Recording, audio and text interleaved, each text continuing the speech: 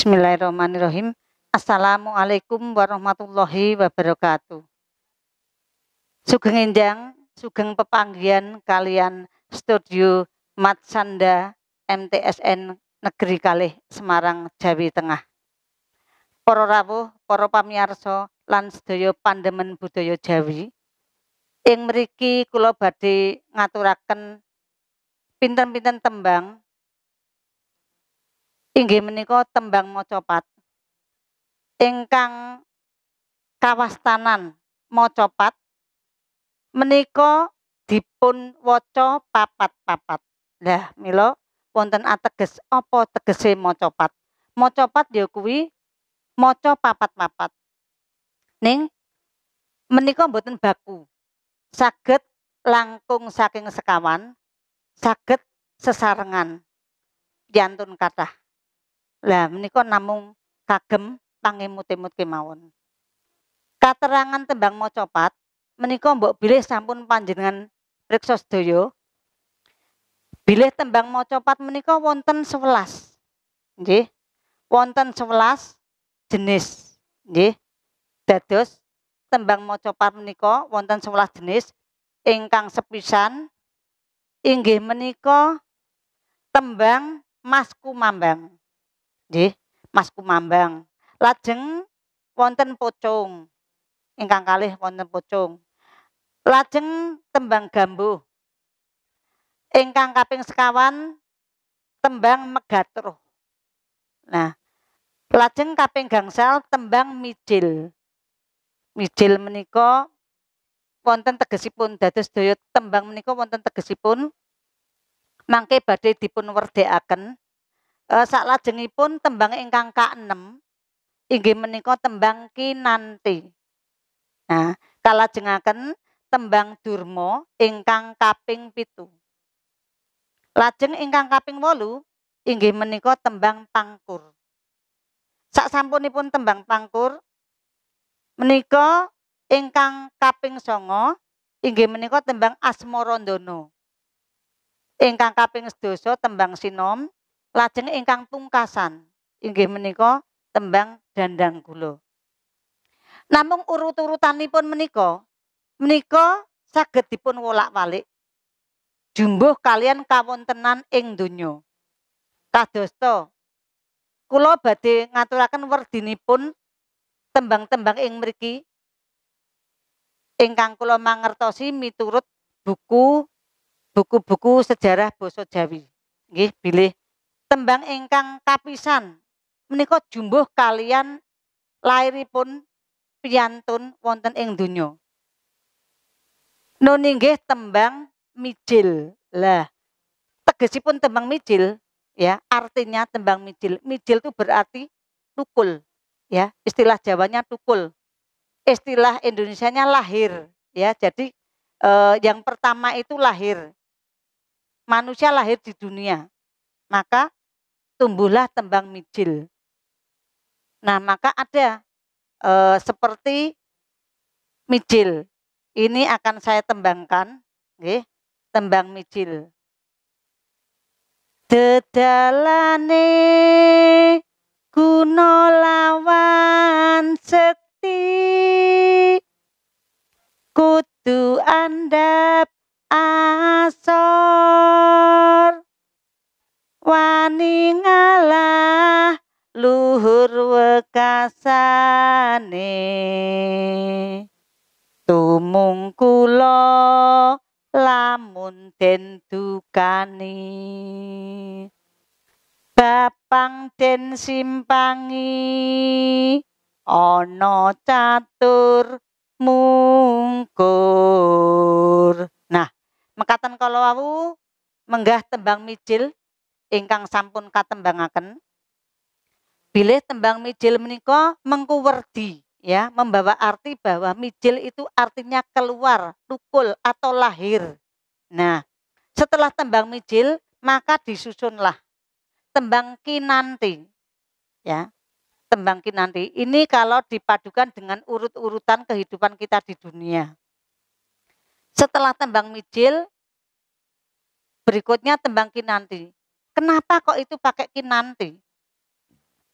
Karena ya, ketika mijil, ketika kita lahir di dunia itu masih kecil. Ibaratnya jari-jari ini kita masih berada di jari manis, yaitu jentik. Ya, jentik masih kecil, belum bisa apa-apa. Maka tumbuhlah tembang kinanti. Artinya apa? Kinanti itu bisa disejajarkan dengan jari manis kita. Kinanti. Kenapa kok kinanti? Dalam bahasa Jawa, kinanti tegesnya dikanti, dituntun. Ya, dituntun, diajari oleh orang tua, dibimbing oleh orang tua, baik dalam cara makan, ya, didulang, ya, disuapi, termasuk juga dalam berjalan, dikanti, dituntun, ditetah-tetah. Nah, artinya kalau sudah tadi yang pertama tembang mijil, itu tukul, lahir itu jari kelingking. Yang kedua kinanti, ya, kinanti itu dituntun. Artinya dari kecil dituntun, ya, diarahkan oleh orang tua, ya, supaya nantinya menjadi anak yang baik dan sukses ke depan sesuai dengan cita-citanya. Lalu yang ketiga, ya, setelah kinanti itu dari dia kecil, besar, akhirnya tumbuhlah menjadi pemuda. Tumbuhlah menjadi pemuda, ada tembang sinom. Nah, sinom itu tegasnya apa? Nom-noman. Lare-lare kaneman, remojo putra, remojo putri. Lah menika ingkang kasebat sinom. Lah mila menawi wonten ayahan napa kemawon wonten ing kampung, umpamine kagungan damel, mantu menapa sunatan, biasanipun ingkang leladi, ya, yang menjalankan untuk tamu-tamu, melayani tamu, biasanya anak-anak muda remaja, yaitu sinom. Maka bisa disebut nyinom. Nah, nyinom. Lah ini memang ada lagunya, ada tembangnya sinom. Nah, dalam kondisi remaja, biasanya remaja itu memiliki jiwa-jiwa yang hebat, semangat yang kuat, sehingga remaja itu bisa dikategorikan, ya, dalam sebuah negara dan bangsa. Remaja itu dikategorikan bila bagus pemudanya, majulah negaranya, karena pemuda harapan bangsa. Nah, namun untuk hal-hal yang perlu diketahui, ada juga di dalam pemuda ini memiliki sesuatu yang segala sesuatunya harus, ya, artinya harus itu apa? Kalau itu cita-cita yang baik, dia bisa berpegang teguh yang kuat. Namun bila dia memiliki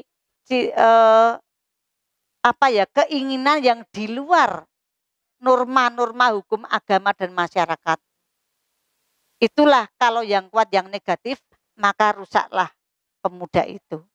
Nah, untuk itu kita sebagai orang Islam, kita harus bisa memilih dan memilah. Walaupun kita ini menjadi pemuda biar tidak ketinggalan zaman, namun kita harus tetap memakai norma-norma agama dan norma susila yang berkembang, yang harus kita lakukan di masyarakat, yang harus kita jaga. Ya, maka ketika pemuda itu memiliki jiwa satria yang gagah berani, itu berarti positif. Tapi kalau memiliki hal-hal negatif yang lebih kuat, itu keberaniannya yang negatif. Berarti dia belum bisa menyeimbangkan antara yang negatif dan positif. Harapan kita selagi kita masih muda, masih remaja, isih enom, ayo kita berkaryalah yang baik, bekerjalah yang baik, dan bercita-citalah yang luhur, supaya nanti akan tercapai.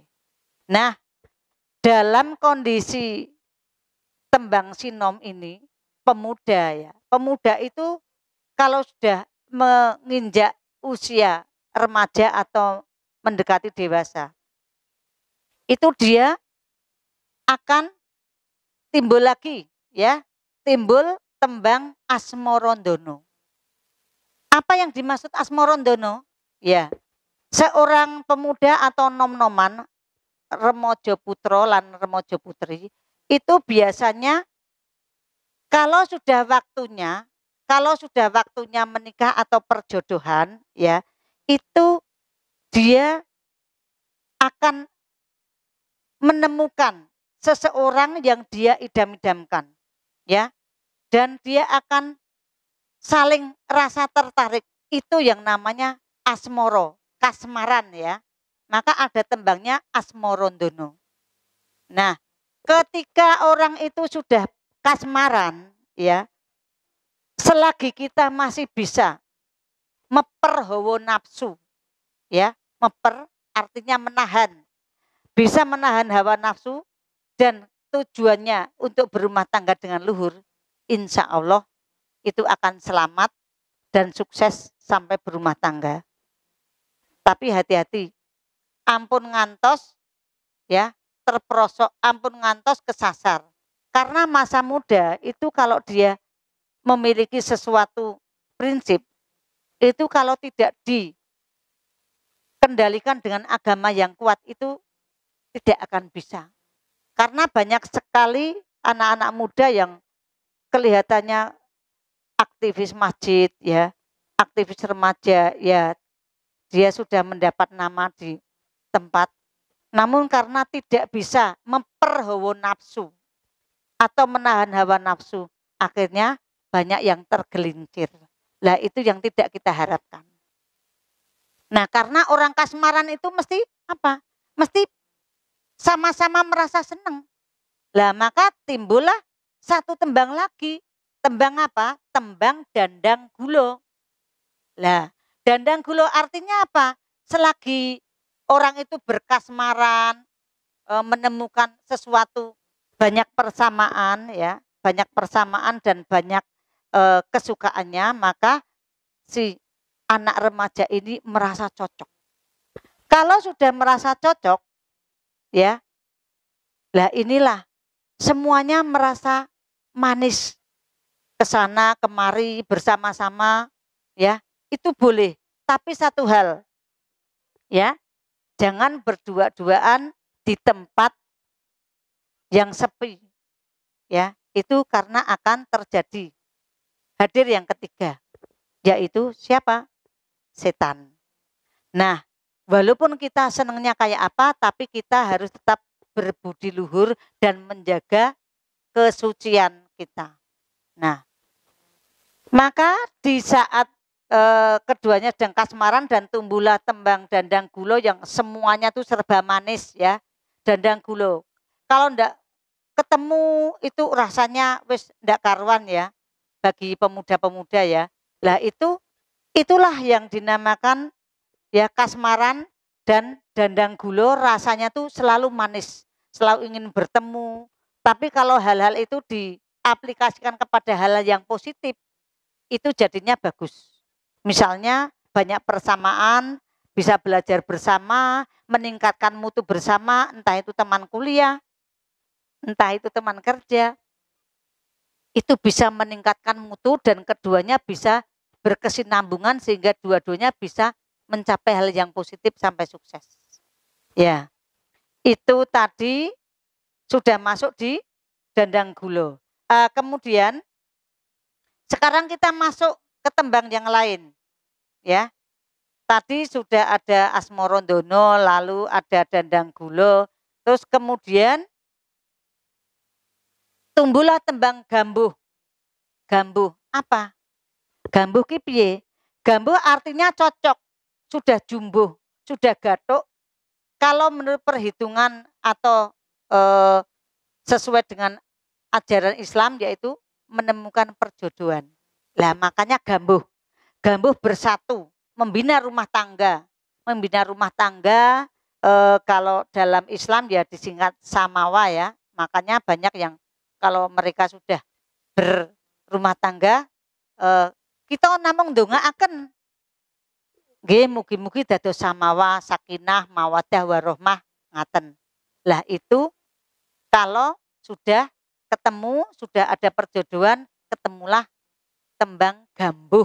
Ya, gambuh artinya bersatu, mengikat sebuah rumah tangga. Maka kalau sebuah rumah tangga sudah diikat dengan sebuah pernikahan dan mereka sudah melaksanakan sunnah-sunnah Rasulnya, ya insya Allah ini didasari dengan agama yang kuat dan baik akan menjadi barokah. Ya selanjutnya menginjak usia yang lebih tinggi lagi, lebih tambah lagi ya. Kita ini setelah berumah tangga ya, kita juga harus memiliki prinsip ya. Jangan kita timbul seperti tembang durmo. Artinya apa durmo? Durmo itu hanya mengutamakan angkara murka. Ya, maka dalam berumah tangga kita juga harus memiliki prinsip-prinsip yang kuat. Contohnya apa? Ya, kita boleh galak, kita boleh tegas, tapi untuk hal-hal yang negatif. Lihat, jadi kalau untuk hal yang negatif, saya pun juga begitu. Saya menasehati diri saya sendiri, nggih. Kula ngandani awak kula ki Mbak. Awak kowe ojo ngene-ngene. Lah mengko ndak ngene lah. Hal-hal yang negatif itulah yang harus kita hindari. Karena watak-watak tembang durmo itu harus memiliki watak yang apa? Yang galak, menantang, ya, nesu, muntap. Itu untuk hal-hal yang kalau kita menghadapi hal-hal yang negatif, ya. Apa yang dimaksud hal yang negatif? Kalau kita di depan kita ada hal-hal yang negatif atau terjadi angkara murka atau terjadi hal-hal yang tidak bisa dibenarkan dalam koridor Islam agama kita, ya kita harus menantang, ya. Tembang durmonya harus kita munculkan, galak, ya, terus menantang. Kalau agama kita pun kita dilecehkan, ya kita harus marah. Karena itu termasuk dalam pembelaan Islam. Sesuai dengan ayatnya. Inna dina indal wahil Islam. Agama yang diridhoi itu hanya Islam. Jadi kalau kita tuh sudah punya prinsip baik, bagus, kok kita tidak bisa membela agama Islam, berarti kita tidak membela agamanya Allah. Nah, itu. Maka dalam tembang durmo itu kita ambil manfaatnya. Harus bisa marah. Ya, bisa marah, bisa nantang, tapi untuk hal-hal yang baik. Artinya untuk hal-hal yang berkaitan dengan agama atau berkaitan dengan angkara murka atau dengan kebatilan-kebatilan di masyarakat. Kita harus seperti itu. Karena apa? Kebenaran harus kita tegakkan, kebatilan harus disirnakan. Nah, itu tadi dari tembang durmo. Selanjutnya, setelah tembang durmo, ya, lalu kita masuk, ya, kepada Mas Kumambang, ya. Mas Kumambang dikala kita tidak memiliki iman yang teguh, ya. Ini Mas Kumambang. Artinya apa Mas Kumambang? Tidak punya prinsip, ya. Diajak ke sana ikut, diajak ke sini ikut, tapi akhirnya merusak. Merusak apa? Merusak akidah maupun merusak diri pribadi. Nah, maka ketika kita sudah giling, golong, ya, kita harus memiliki jiwa dan prinsip yang kuat. Jangan Mas Kumambang, jangan kembang-kembang, kambang-kambang ora mantep, ya. Jadi harus memiliki jiwa yang mantap. kalau ada teman kita sing ngajak kita hal yang negatif, ya jangan ikut-ikut. Ya, prinsipnya kita APBN. Apa APBN? Ambil positif, buang negatif. Jadi kalau kalian niatnya sekolah, ya, niatnya kuliah, tapi sampai di tempat kalian malah melakukan hal yang negatif. Berarti prinsip kalian itu tidak kokoh, prinsip kalian tidak kuat, masih kembang-kembang kumambang, ya, tidak mantap. Lah maka kalau kamu sudah menentukan suatu pilihan, prinsip harus kuat. Supaya apa? Supaya tidak terombang-ambing dengan kondisi. Ya, ini Mas Kumambang. Lalu kemudian, maka di tembang Mas Kumambang ini intinya kita harus punya prinsip. Jangan ikut sana ikut sini. Kalau grupnya A ikut A, grupnya B ikut B, batil maupun hak dicampur. Itu namanya kita tidak punya keimanan, ya. Sana sini tidak punya keimanan yang kuat. Maka jangan sampai seperti itu. Ya. Selanjutnya kita masuk kepada tembang pangkur, ya. Kita makin lama makin usianya bertambah di atas 50 tahun misalnya. Pangkur, apa tegesi? Apa artinya tembang pangkur? Pangkur itu kita kalau sudah usianya sudah usia ya mendekati 50 itu kita harus punya pangkur. Artinya apa? Ngungkur ke bab-bab kang ora becik. Lah, pangkur ngungkuri. Nah, maka dalam menghadapi usia-usia yang di atas mendekati 50 ke atas itu kita harus memiliki prinsip. Lah maka timbullah tembang pangkur ini supaya kita apa? Ngungkuri hal-hal yang negatif. Kita harus selalu kedah waspodo.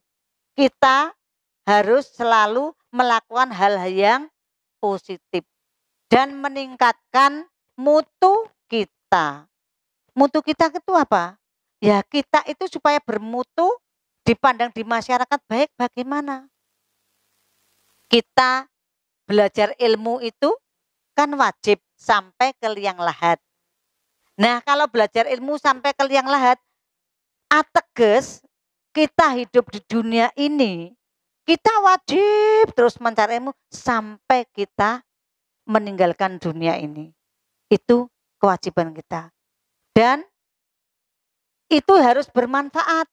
Yang pertama untuk kita, yang kedua untuk masyarakat. Jadilah manusia yang bermanfaat bagi masyarakat. Tidak usah menunggu, aku kepingin bermanfaat untuk masyarakat, tapi nunggu kalau saya sudah jadi konglomerat. Wah itu enggak pas. Karena apa? Sekecil biji sawi, apa yang kita lakukan kebaikan kita itu akan dihitung. Ya. Walaupun sekecil biji sawi. Jadi kalau kita itu melakukan kebaikan, enggak usah menghitung, mengko wae, nunggu tua. Termasuk ibadah. Ibadah waktu mudanya berfoya-foya. Ya. Dewasanya kepinginnya kaya raya, tapi tidak memiliki iman dan takwa. Dia akhirnya mati masuk neraka. Nah, seperti itu. Ya, jadi tolong kalian pemuda-pemuda ya, kalau bergaul itu ada batasnya. Ya, kita boleh bergaul tapi semuanya ada batasnya. Karena itu kita sudah dianjurkan di dalam Al-Qur'an. Selanjutnya, karena kemarin anak muda itu biasanya apa? Yo seneng, hura-hura sana sini. Walah mumpung muda. Besok saya mau tobat kalau sudah tua. Ya kalau umurnya panjang kalau sampai tua. Kita enggak tahu. Ya oke, misalnya diberi panjang umur sampai tua. Tapi belum tua sudah sakit-sakitan, sudah stroke. Ya. Dia baru sadar, aku kepengen ke masjid, aku pengen ibadah, aku pengen bermanfaat pada orang. Tapi untuk berjalan saja sudah enggak teteh, sudah tidak jejak. Nah, kita menyesal sendiri. Ketika kita muda, kenapa kita tidak gunakan sebaik-baiknya? Memang untuk berbuat baik itu harus kita paksakan. Termasuk saya, kulo Bu Septi, kalau menawi badhe nindakaken hal-hal yang positif, ibadah yang apa, itu harus saya paksakan. Tanpa dipaksa, itu kita tidak bisa. Ya pertama harus dipaksakan dulu. Yang kedua menjadi kebiasaan. Yang ketiga menjadi kebutuhan. Lah kalau kita sudah dipaksa untuk melakukan kebaikan-kebaikan, contoh misalnya sholat duha kita paksakan dulu. Anak-anak kita paksakan dulu. Nanti lama-lama menjadi kebiasaan. Nanti kalau sudah kebiasaan kita lakukan terus, kok lali, tidak sholat atau malas, itu kita merasa kosong hati kita. Kita merasa apa? Hampa. Loh, kok aku belum sholat duha atau sholat-sholat sunnah yang lain. Nah, ya. Berikutnya ada tembang, yaitu yang namanya tembang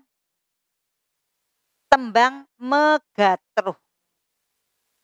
Nah, tadi setelah ada pangkur, ngungkuri hal-hal yang negatif, karena sudah tua maupun masih muda, dia memiliki kesadaran yang tinggi, ngungkuri hal-hal yang negatif, maka masuklah pada tembang megatruh.